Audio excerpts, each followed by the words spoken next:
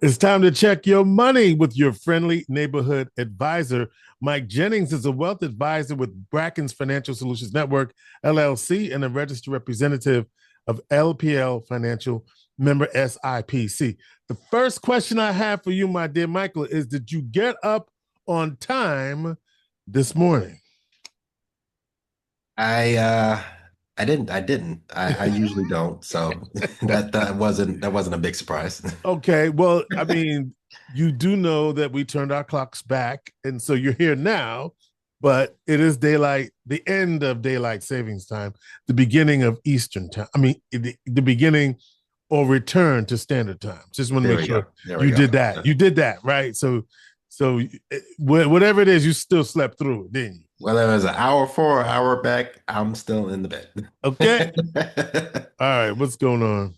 Yep. So this week I just wanted to come on really quickly. There's been a lot of things going on. I just wanted to sort of give a quick summary of some of the changes that we've seen with the whole student loan repayment situation that many Americans are facing. So, whether you're actively paying down your debt or you've been in forbearance, these changes, these shifts could affect your monthly cash flow, your repayment timeline, whatever the case may be. And obviously, of course, your financial planning overall. Mm-hmm. So this is obviously a very important topic. So I just wanted to come in really quickly and go through some of the, or summarize some of these changes. Is that good with you, George? That's good with me. All right. So some months back, we talked about the resumed collection activities on defaulted federal student loans. Borrowers in the SAVE plan, which is the income-driven repayment option that was introduced a few years back during Biden's term. Mm-hmm. They have seen their interest being accrued again as of August 1st. So if you are in that repayment plan that was paused or non-accrual in a non-accrual state, your interest total has likely started growing again and will be added to your balance at a certain point. Unfortunately, some of the more aggressive approaches that the administration was talking about, like wage garnishment, haven't been reported as starting as of yet. So Mm-hmm. we can at least take a little breath there. But just recently, there was a Well, that's if deal you don't made. pay, right? I mean, That's obviously, if you don't pay, that's yeah, yeah, that's yeah. it. Exactly, Okay, exactly. okay. But I guess in bigger news, just recently there was a deal made between the or with the Trump administration for borrowers on two specific repayment plans. I hope I get these. Hope I get these these initialisms right. So the pay as you earn plan, or PAYE pay, and the income contingent repayment plan, ICR plan. So those are the two plans that will be eligible for forgiveness for a certain window of time. So if you have satisfied the forgiveness terms on either one of those plans or will in the next couple years, then you can have your loans forgiven up until July 1st, 2028. Mm. If you haven't satisfied those terms, forgiveness terms, then you can still remain on those plans and switch to the new standard plan or repayment assistant plan before July 1st, 2028, and still have those payments that you'll be doing in the next couple years count and be credited towards forgiveness. Now, current borrowers who don't switch to the defaulted, who don't switch to another plan, they will be defaulted to the repayment assistant plan, RAP. And it's going to be a bunch of acronyms all over the place. And that plan has an increased 30-year time frame for forgiveness compared to the 20 and 25-year windows that we've seen with the other plans. So that again a bit of relief for those who are expecting forgiveness in the next few years.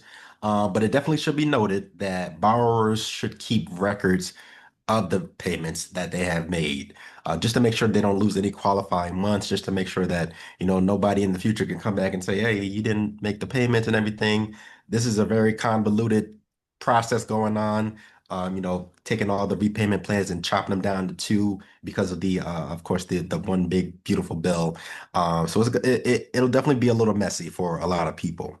So, in summary, pretty much after July 1st, 2028, there will be only two repayment options. So that is the standard repayment plan, which is a 10-year plan. It takes your balance and splits it over 10 years. And that's for plans that are or current borrowers who have loans that are start before July 1st, 2026. Now, for loans that are started after July 2026, there is a stratified repayment window. So for those who have borrowed up to 24,999, so just under 25,000, will still have a 10-year repayment term. Those who owe between 25,000 and 50,000 pretty much will pay back their debt over 15 years. From 50,000 to 100,000, it will be over 20 years, and anything over 100,000 borrowed will be paid back over the 25-year plan. And again, the new repayment assistant plan is again, that's forgiveness after 30 years of paying back your loans.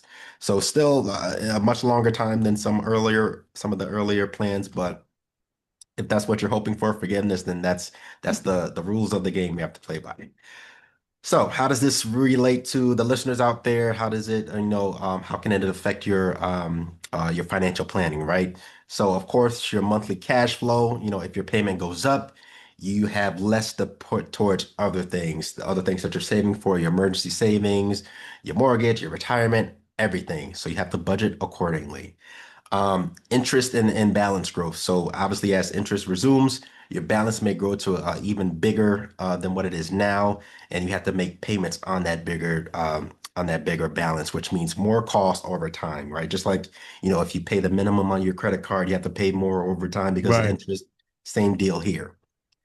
Forgiveness, I mean, I just laid out all those terms, but who knows what happens with the next administration? Who knows what happens 10 years from now? Who knows what the courts will say? So I guess it is still uncertain, and obviously it is further out now. So if you are counting on that, obviously keep doing what you're doing now, just so that you can still get those payments credited, but be wary that clearly these things can change at any given moment. Um, Credit and default risk. So, being in default or delinquent doesn't just obviously impact your student loan status.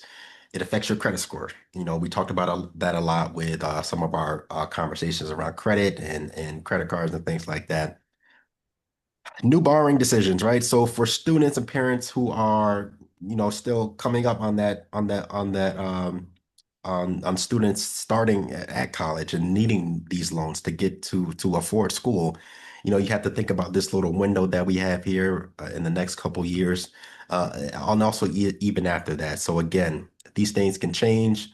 There's a lot of important deadlines and timelines that we have to pay attention to. So if that is you, if this is a situation, whether you're going back to school or you're sending kids off to school in the next couple years, pay attention to these deadlines and if and how they may change in the near future.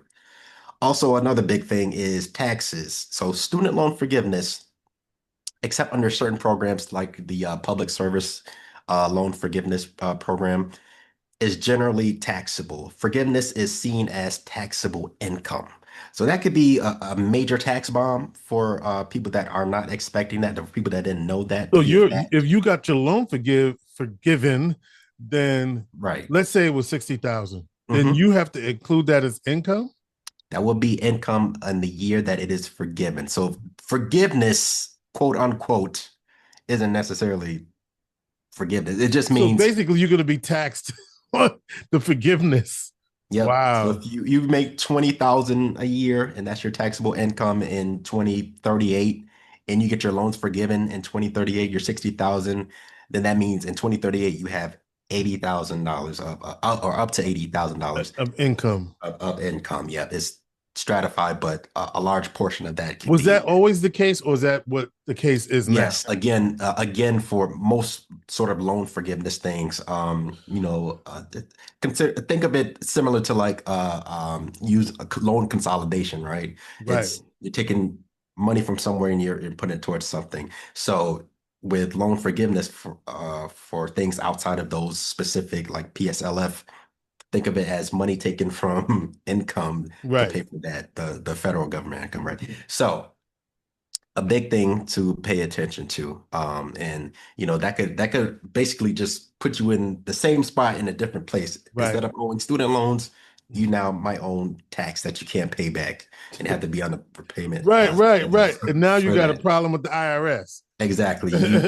You're out of the frying pan and into the fire. So now you're talking to the IRS, which is they're a lot less forgiving. Forgiving. Forgiving. Yes, that's the word I was looking for. Um, so obviously these are a lot of things to pay attention to. These are a lot of things that can affect you in many different ways.